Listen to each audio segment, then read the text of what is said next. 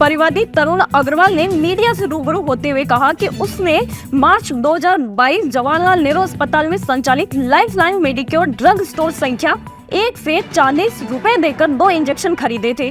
जब परिवादी ने मेडिकल स्टोर संचालक से बिल मांगे तो उन्होंने बिल देने से मना कर दिया और एक पर्ची पर 40 रुपए लेकर दे दिए। इसके बाद जब परिवादी ने जिला उपभोक्ता प्रतितोष आयोग अजमेर में मामला दायर किया तो जेएलएन अस्पताल प्रशासन ड्रग मेडिकल स्टोर संख्या 1 को बचाने में जुटे रहे। दोनों पक्षों की बहस के बाद उपभोक्ता मंच ने अस्पताल प्रशासन व जवाहरलाल नेहरू अस्पताल में संचालित लाइफलाइन मेडिक्योर ड्रग स्टोर संख्या 1 को दोषी मानते हुए आर्थिक जुर्माना लगाया और 40 रुपए ब्याज सहित परिवादी को लौटाने के आदेश दिए।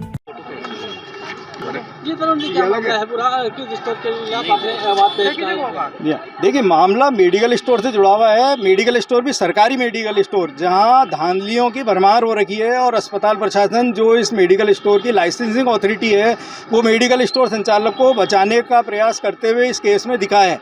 अजमेर संभाग का सबसे बड़ा अस्पताल जेएलएन हॉस्पिटल के अधीन संचालित मेडिकल ड्रग स्टोर नंबर 1 जो मेरे पीछे आप देख रहे हैं, यहाँ से मैंने मार्च 2022 में 2 इंजेक्शन खरीदे थे, मल्टीविटामिन इंजेक्शन और मेट्रानिडाजोल।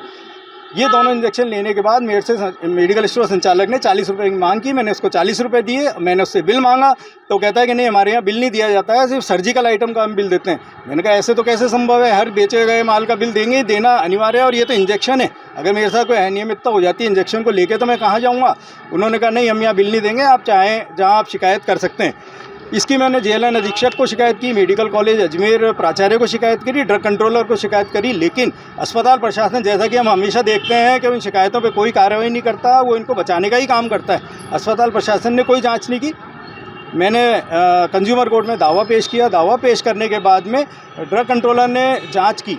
अस्पताल प्रशासन ने कंज्यूमर कोर्ट में ये जवाब दिया कि श्रीमान, ये जो है इंजेक्शन तो इन्होंने लिए थे लेकिन हम बिल इसलिए नहीं दे पाए क्योंकि हमारा कंप्यूटर ख़राब था, तो हम बिल नहीं दे पाए। इनको हमने कहा था अगले दिन बिल ले जाएं, ये बिल लेने नहीं आए, तो हमारी तरफ से कोई इसमें सेवा दोष है नहीं। जबकि आप देखेंगे, हैरान रह जाएंगे कि ड्रग कंट्रोलर ने जब जांच की तो पाया कि मल्टीविटामिन इंजेक्शन जो हैं वो इन्होंने बेचे तो हैं लेकिन बिल नहीं काटे। 32 इंजेक्शन ऐसे पाए जिनका बिल नहीं इन्होंने काटा था। तो ये एक भारी अनियमितता उन्होंने पाई है, क्योंकि लाइसेंसिंग अथॉरिटी ड्रग कंट्रोलर होता है तो उन्होंने विस्तृत गहनता से जांच की। दूसरा इंजेक्शन जो मेट्रानिडाजोल है उसके बारे में उन्होंने तफसील से जांच की तो पाया कि इन्होंने आज तक उसको खरीदा ही नहीं मेडिकल स्टोर ने, तो मेरे को बेच कैसे सकते हैं। जबकि अस्पताल अधीक्षक ने कहा कि हमने ये बेचा है इंजेक्शन। तो ये समझ में नहीं आता है कि अस्पताल अधीक्षक जो लाइसेंसिंग अथॉरिटी है इनको बचाने के लिए मिली वक्त से ऐसा क्यों करते हैं। हमेशा अनियमितता इनके सामने आती है।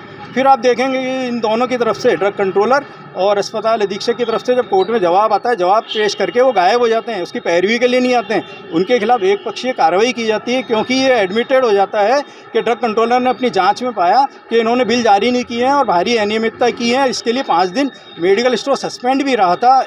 अजमेर के इतिहास में पहली बार होगा जब कोई सरकारी मेडिकल स्टोर बंद रहा होगा, लेकिन अधीक्षक के आंखों पर तब भी पट्टी बंदी रहती है, वो इसके खिलाफ कोई कार्रवाई करना की मंशा नहीं रखते हैं। कंज्यूमर कोर्ट ने ये सब पाते हुए इनको दोषी पाया, सभी को दोषी पाया और इसके लिए उनको 7,000 रुपये का सब पे अर्थदंड लगाया है और 40 रुपये जो मुझसे लिए थे उसका बिल नहीं देने की एवज में 40 रुपये लौटाने, ब्याज से लौटाने के आदेश किए हैं।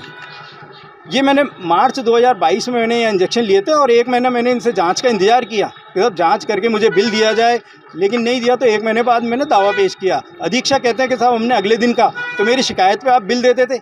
मैंने जब आके ईमेल पे शिकायत करी, आप कंज्यूमर कोर्ट में जवाब लेके आते हैं तब मेरा बिल ले आते हैं, लेकिन बिल आज तक इन्होंने नहीं दिया। तो इससे पुष्टि होती है कि सिर्फ ये मनगढ़ंत कहानी कहते हैं और अनियमितता को संरक्षण देते हैं। आपका नाम? तरुण अग्रवाल।